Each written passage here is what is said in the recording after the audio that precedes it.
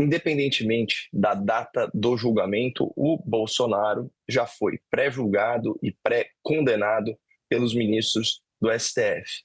Eu acho importante retomar o que pensam os ministros segundo as suas próprias palavras. Vamos começar pelo presidente do Supremo Tribunal Federal, o ministro Luiz Roberto Barroso, que disse que, aliás, se vangloriando, né, disse que enfrentou e derrotou o bolsonarismo para permitir a democracia. Um juízo de valor claro aqui sobre o objeto do processo e também as pessoas envolvidas. Já o decano da corte, o ministro Gilmar Mendes, ele se referiu ao Bolsonaro e aos seus assessores como, aspas, uma agente do porão, como se tivesse relações com a milícia.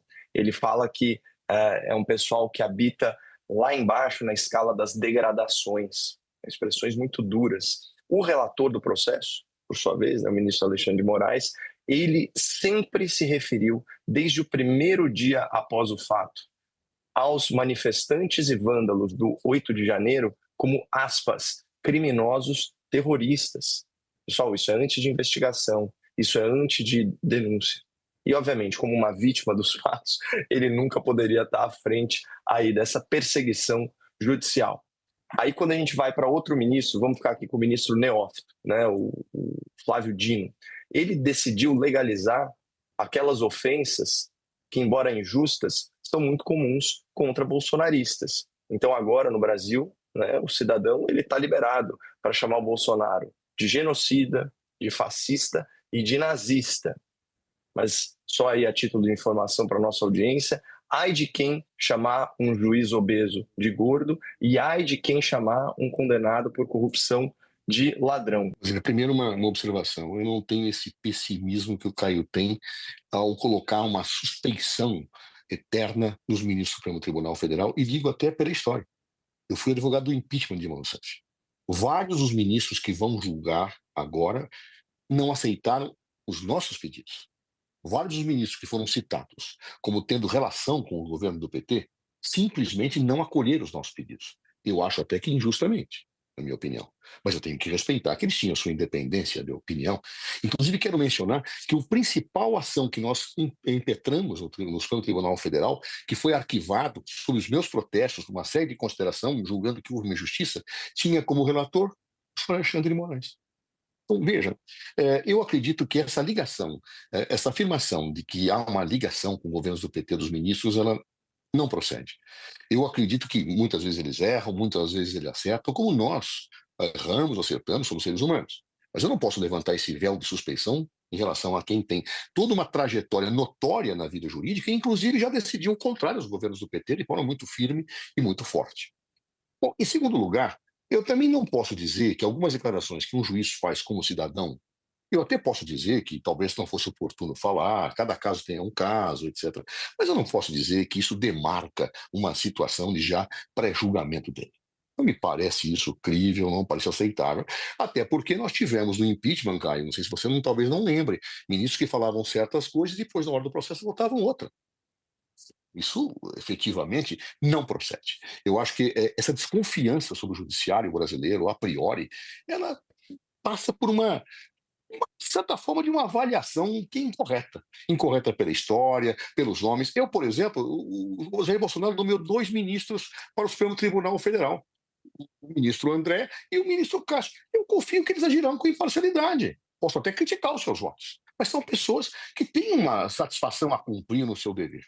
Por fim, apenas um comentário final, Basília, eu volto a insistir, a legislação original, legislação brasileira hoje, por aplicação analógica do Código de Processo Civil, em decorrência do princípio do juiz natural, não permite que juízes que estejam presidindo um certo processo, um certo inquérito, sejam afastados por impedimentos ocorridos a posteriori, justamente para que o réu não escolha quem é que efetivamente vai julgá-lo. Alexandre de Moraes já cuidava de um inquérito, decidido como competente para fazê-lo pelo Supremo Tribunal Federal, quando existiram as ameaças contra ele.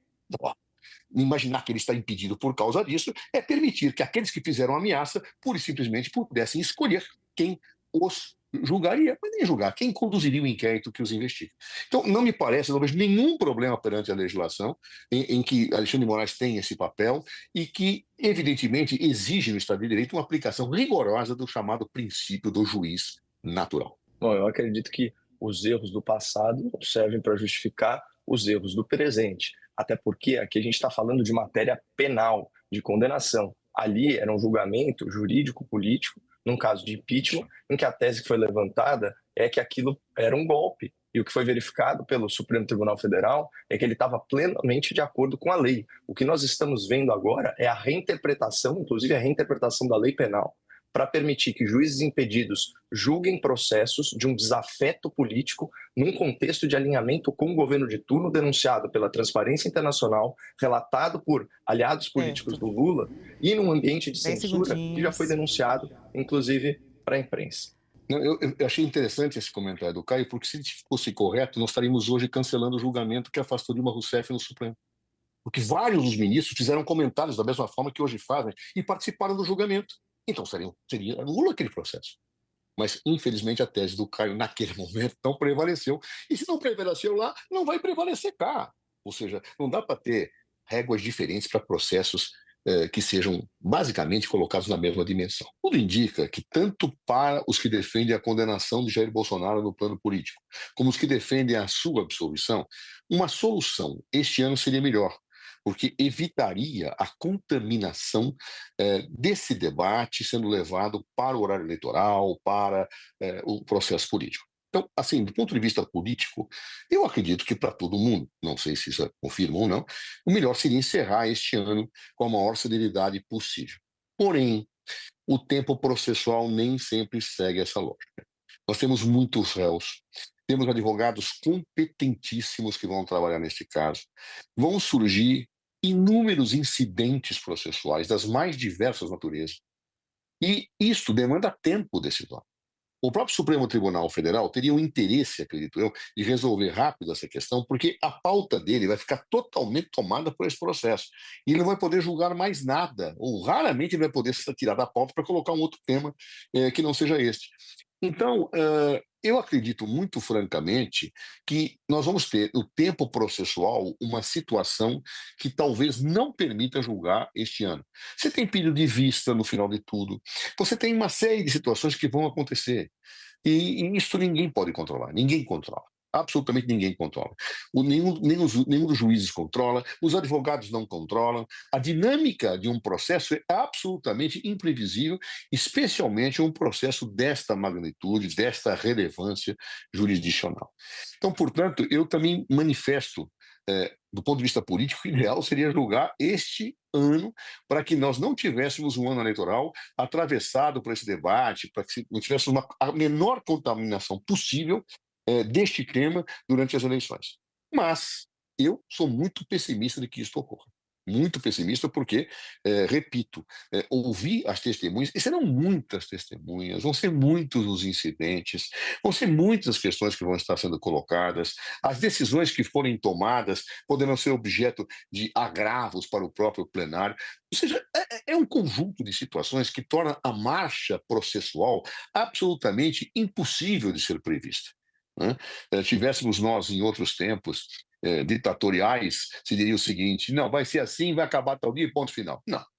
O direito tem que respeitar os ritos, tem que respeitar as normas constitucionais e, portanto, não poderá haver atropelos nesse processo decisório, por mais que desejável seja para o Supremo, para a sociedade, para os membros da classe política, uma solução rápida. E pessoal, queria deixar um recado importante aqui para vocês. Se você aí tem interesse de trabalhar ou mesmo de fazer uma renda extra, trabalhando diretamente da sua casa, eu vou deixar um link aqui na descrição desse vídeo e no comentário fixado de uma oportunidade aí para você poder trabalhar usando apenas um celular ou um computador, tá? E o melhor, podendo ganhar em dólar. No link você vai ser direcionado a falar com o Clayson e lá ele vai te mostrar o que você precisa fazer para ganhar dinheiro imediatamente. É isso mesmo, pessoal. Clica no link do comentário fixado que a gente deixa em todos os vídeos. Tem também um link na descrição, tá? É só você clicar, vai ser direcionado para falar com o Clayson e lá ele vai tirar todas as dúvidas de vocês para você já começar a trabalhar aí no conforto da sua casa. Então não perde essa oportunidade, tá? Um grande beijo, até mais. Fui!